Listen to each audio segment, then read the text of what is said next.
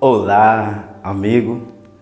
Que bom estar com você mais uma vez para refletir mensagens importantes contidas nesta carta especial que Deus deu para a humanidade. Eu antes gostaria de orar e pedir que Deus estivesse acompanhando esta nossa reflexão. Vamos orar? Amado Deus, te agradecemos, Pai eterno, porque o Senhor é muito bom conosco.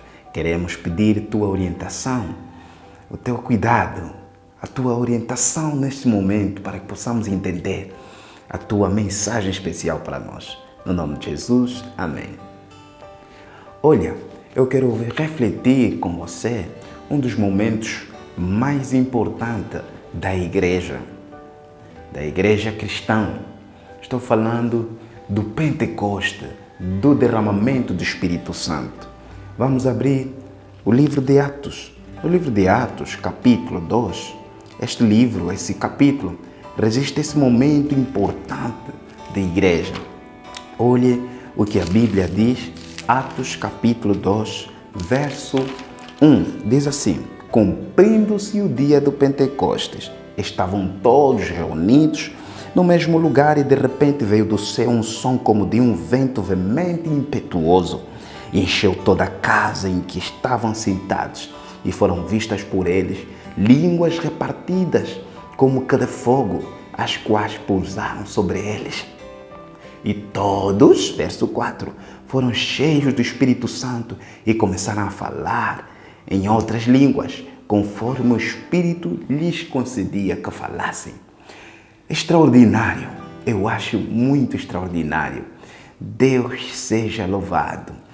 Aqui está se cumprindo uma promessa que o próprio Deus, desde o Antigo Testamento, havia feito à sua igreja. No livro de Joel, no capítulo 2, a partir do verso 28, você encontra essa promessa linda de Deus, que Deus derramaria o seu Espírito para toda a carne. Os filhos, as filhas, os servos, as servas, os velhos, os jovens, seriam impactados com o derramamento do Espírito Santo. É interessante que aqui, bem aqui, está registrado um momento que Deus começa a cumpre essa promessa, né? Cumpre essa promessa. Capítulo 1 de Atos, no mesmo livro de Atos, no verso 8, Jesus, antes de ascender aos céus, ele reafirma essa promessa, que derramaria seu Espírito Santo sobre a igreja dele. Diz assim o verso 8: mas recebereis a virtude do Espírito Santo, que há de vir sobre vós, e ser minhas testemunhas tanto em Jerusalém, como em toda a Judeia e Samaria até os confins da terra. Essa era uma consequência que adviria do derramamento do Espírito Santo, a pregação do Evangelho, não só em Jerusalém, não só em Judeia, não só em Samaria, mas a todos os cantos da terra. Como então se cumpriria essa tarefa que parecia tão grande? Olha, o derramamento do Espírito Santo fez com que essa tarefa fosse cumprida de forma completa. Essa tarefa fosse cumprida de forma exata. Fosse cumprida a promessa de que se ia testemunhar a mensagem de Jesus, a pregação do Evangelho em todos os cantos, até os confins da terra. Agora você pode ler no mesmo capítulo de Atos 2, no verso 5, lemos até o verso 4. Olha o que o verso 5 diz assim: e em Jerusalém estavam habitando judeus, varões religiosos de todas as nações que estavam debaixo do céu.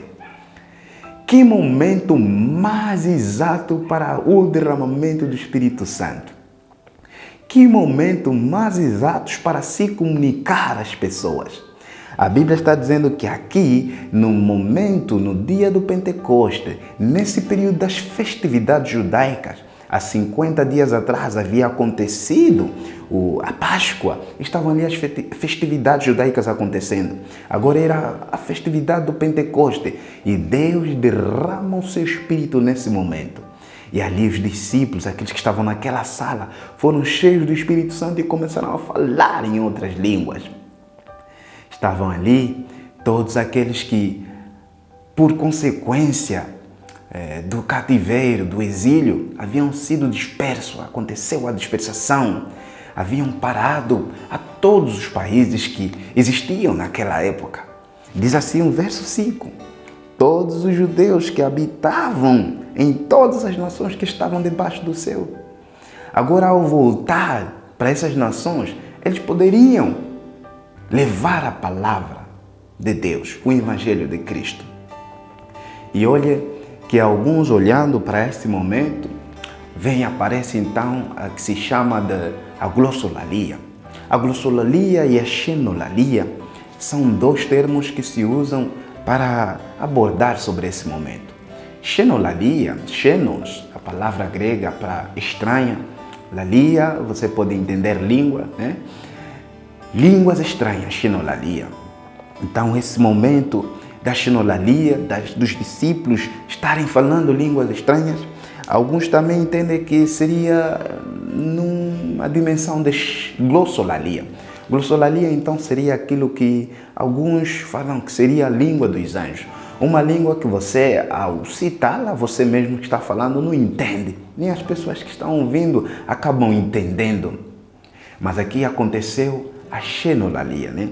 Eram línguas existentes, línguas que as pessoas poderiam entender. E você pode ter certeza disso no verso 6. O verso 6 do capítulo 2 de Atos diz assim: e correndo, depois dos discípulos estarem a falar em línguas, e correndo aquela voz, ajuntou-se uma multidão, e estava confusa a multidão, porque cada um os ouvia falar na sua própria língua.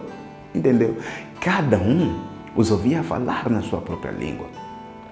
Os que falavam sumérios poderiam ouvir a sua própria língua. Né? Os que podemos entender, se houvessem pessoas que falavam inglês, poderiam ouvir inglês. Espanhol, poderiam falar. Alemão, poderiam ouvir falar. Os discípulos estavam a pregar. Não que eles paravam num momento, falavam uma língua, no outro momento falavam outra língua, não. Eles falavam e cada um, ao mesmo tempo, ouvia falar a mensagem do Evangelho em sua própria língua. Extraordinário. Extraordinário. Como então isso facilitaria para que a pregação do Evangelho de Cristo chegasse até os confins da terra? Você consegue entender? Estavam ali todos reunidos, vindos dos diversos países, das diversas nações que existiam. Agora eles estavam ouvindo a mensagem de que Cristo ressuscitou. Jesus Cristo veio e morreu para a humanidade.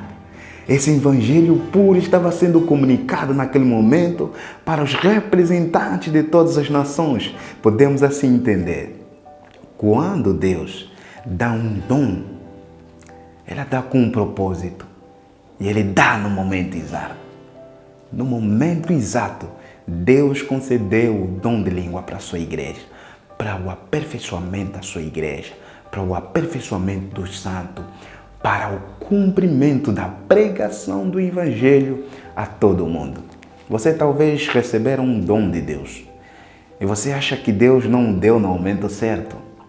Deus não deu a pessoa certa. Deus deu a pessoa certa e no momento certo.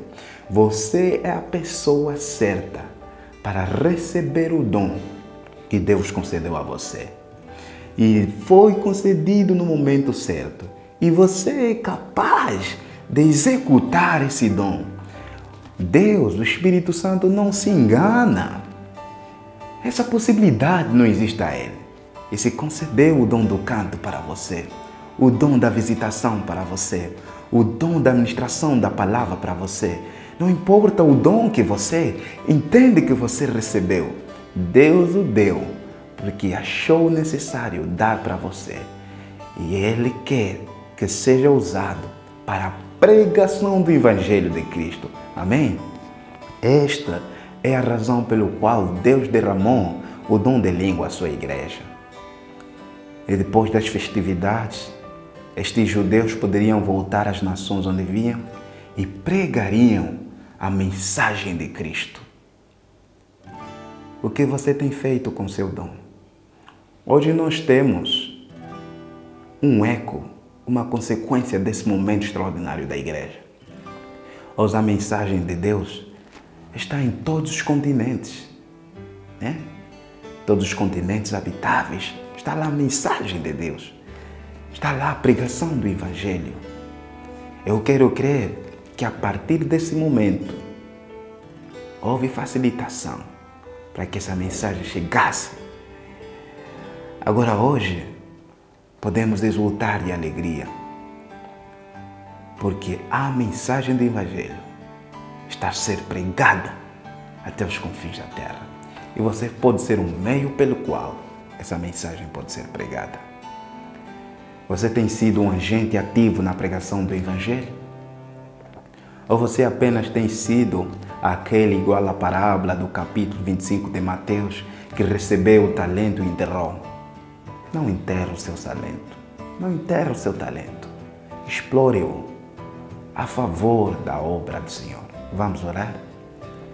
Amado Deus, obrigado, Pai eterno, porque o Senhor nos chamou, pecadores que somos, para participar da sua obra. Inspire-nos e habilite-nos no santo nome de Jesus. Amém. Amém. Deus seja louvado.